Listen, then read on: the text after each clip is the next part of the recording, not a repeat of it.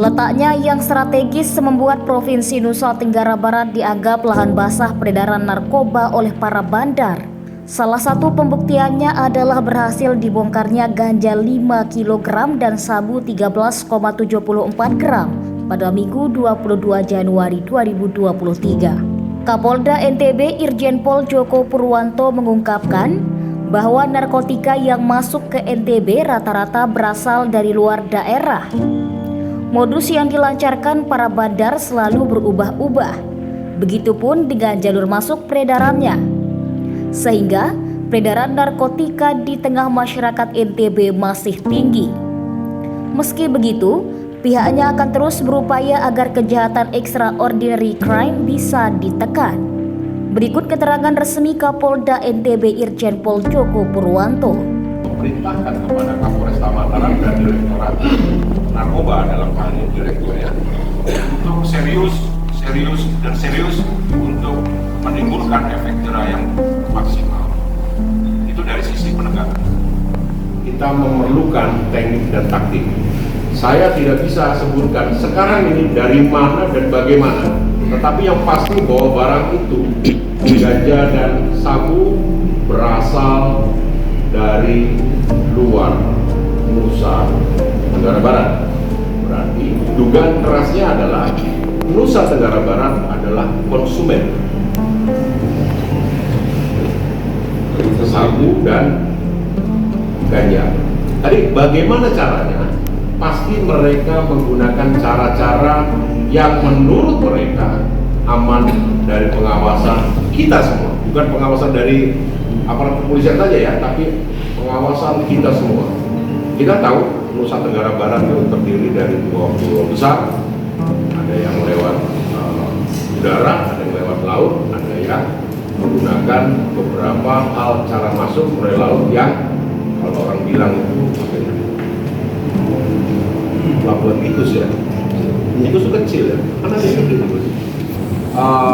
Kembali lagi kepada angka yang diungkap oleh aparat kepolisian dalam hal penindakan atau represif adalah angka yang ada diamankan oleh penyidik. Tetapi dalam prinsip tindak pidana, angka itu adalah angka gunung es. Dia hanya di atas. Kenapa? Peredarannya cukup masif kalau saya lihat ya, karena tidak bisa juga per angka ya. Pada saat 2022 kemudian ini baru awal ini sudah 5 kilo. Ini prestasi yang membanggakan atau sekaligus menyedihkan bagi kita semuanya. Ada dua hal yang jalan sama-sama nih. Menyedihkan enggak? Kalau buat di Nusa Tenggara Barat menyedihkan, ternyata benar loh prinsip gunung es. Nah, angka itu tidak bisa itu, tetapi perintah saya tetap bahwa untuk menegakkan narkotika itu tidak ada kompromi dan tidak ada peluang sedikit pun untuk tidak ditangani dengan serius. Di luar aparat kepolisian Polda Nusa Tenggara Barat dan jajaran, saya mengajak teman-teman media menyampaikan juga, saya mengajak juga kepada semuanya menyampaikan juga, ini perkara serius. Kenapa? Karena saya masuk 2021 sampai dengan sekarang ternyata masih ada kan? Ini perkara serius dan tidak bisa kita menangani oleh aparat penegak hukum saja. Kita Polda punya counterpart atau kolega BNN. Bagaimana pencegahan yang bisa digarap oleh BNN? Kemudian kita punya pemerintah daerah. Kita punya kegiatan komunitas masyarakat yang bisa dilakukan untuk kita semua mencegah. Kenapa? Jangan sampai ada sedikit pun dari keluarga kita terkena dari akibat tindak pidana atau peredaran narkotika.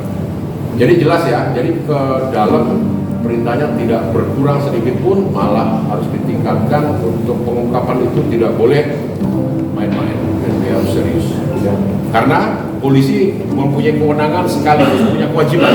Dia punya hak dan punya kewajiban. Kewajibannya apabila kewenangannya tidak dilakukan dengan benar, maka melekat pada dirinya adalah pertanggungjawaban. Pertanggungjawabannya bisa macam-macam. Selain menekan pihak Direktorat Narkoba agar lebih maksimal dalam menekan angka peredaran narkotika, Kapolda juga meminta peran aktif dari masyarakat.